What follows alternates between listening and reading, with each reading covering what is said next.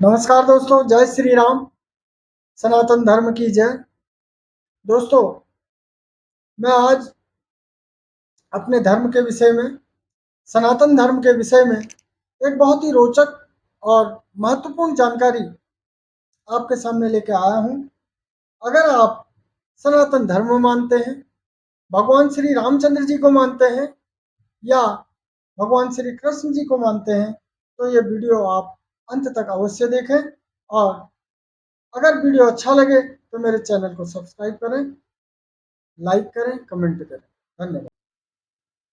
दोस्तों, समय समय पर हमारे इस सनातन धर्म पर लोगों द्वारा इसके होने पर, इसके अस्तित्व पर तरह तरह के सवाल उठाए हैं और यहाँ तक कि इसको काल्पनिक भी बताया गया है।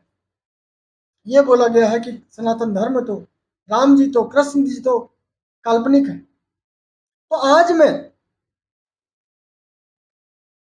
इस सनातन धर्म के जो सर्वोपरि भगवान हैं, भगवान विष्णु, भगवान विष्णु जी के 10 अवतारों को सीधे सीधे वैज्ञानिक तथ्यों के आधार पर बताऊंगा कि ये अवतार कैसे हुए।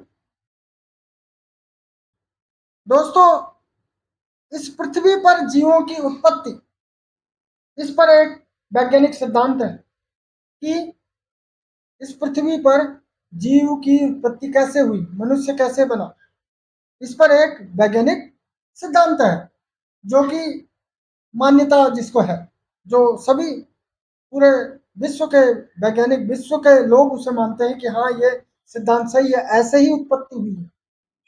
और हमारे विष्णु भगवान के अभी तक 9 अवतार हो चुके हैं।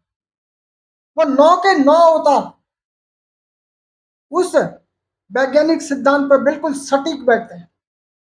बिल्कुल क्रम से, जैसे जैसे वो थ्योरी है वैसे वैसे हमारे भगवान विष्णु जी के अवतार हुए हैं। तो जिससे सिद्ध हो जाता है कि सनातन धर्म कोई लिखी हुई बातें नहीं है, कोई काल्पनिक बातें नहीं है, बल्कि यथार्थ रूप में जो वैज्ञानिकों ने परीक्षण करने के बाद जो तथ्य सामने लिखे, वही हमारा सनातन धर्म है, जो कि पहले से लिखा जा चुका है। तो दोस्तों, इस वीडियो में बने रहिए, आपको बहुत ही सुंदर रोचक जानकारी मैं देने जा रहा हूं। तो भगवान विष्णु के 9 अवतार जो आपकी अभी तक हो चुके हैं, वो इस थ्योरी में कैसे फिट बैठते हैं, मैं आपको बताता हूँ। पहला अवतार, भगवान श्री विष्णु जी ने मत्स्य अवतार धरा, एक मछली के रूप में अवतरित हुए। और यहाँ जब ये वैज्ञानिक सिद्धांत, वैज्ञानिक थ्योरी चलती है, तो उनका सबसे पहला तथ्य यही है कि पृथ्वी पर जीव की उत्पत्ति जलचर प्राणियों के रूप में हुई, मत्स्य वर्ग के रूप में हुई। सबसे पहले पानी में रहने वाले जीव उत्पन्न हुए, जिनको जलचर कहते हैं। फिर हमारे भगवान विष्णु जी का दूसरा अवतार कूर्मी अवतार, अर्थात एक कछुए के रूप में भगवान विष्णु जी ने अवतार लिया।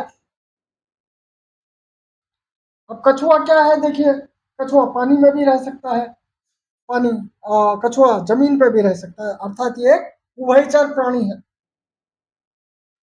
एक उभयचर प्राणी है, जल में भी रह सकता है, थल में भी रह सकता है। और वैज्ञानिक सिद्धांत का दूसरा जो चरण है, वो यही कहता है कि पानी में जीवों की उत्पत्ति के बाद, जलचरों के बाद जो है उभयचर प्राणी बने।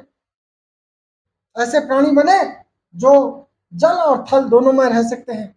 तो ये सीधा सीधा संबंधित है भगवान विष्णु जी के दूसरे अवतार के रूप में।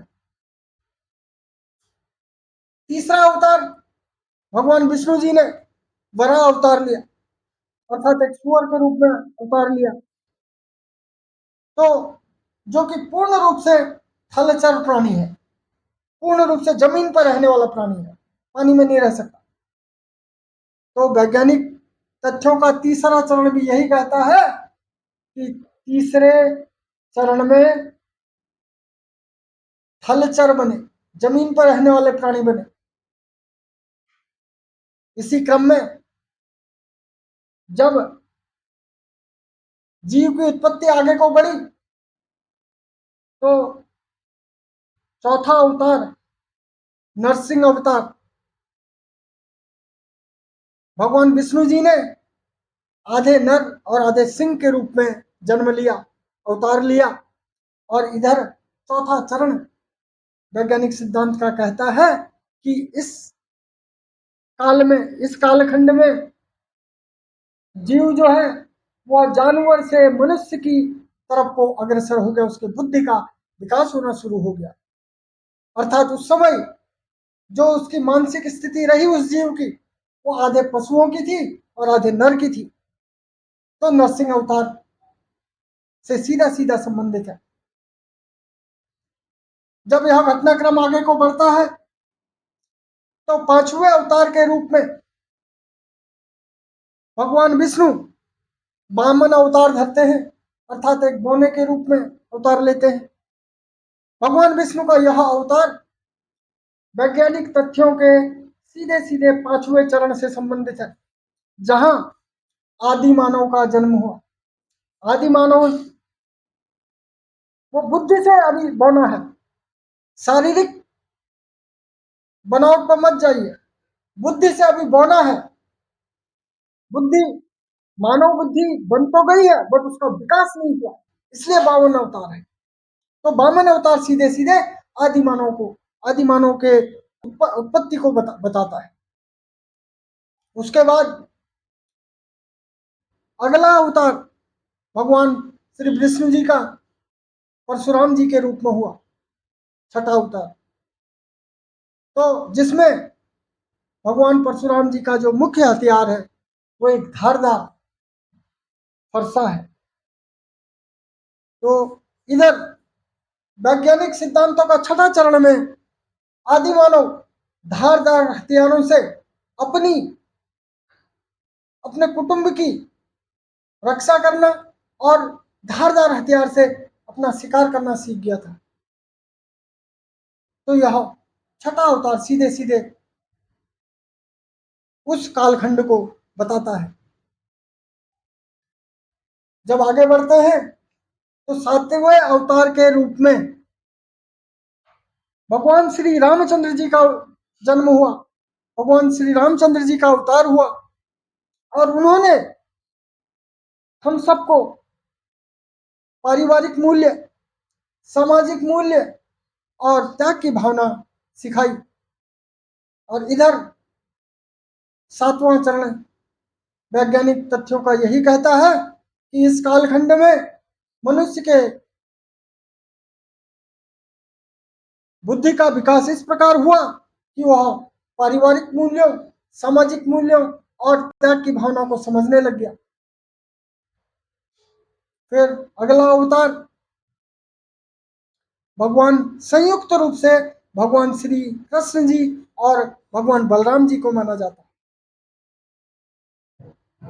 भगवान श्री कृष्ण जी ने समाज को राजनीति अर्थात नीति करना सिखाई, बुद्धि का और विकास हुआ।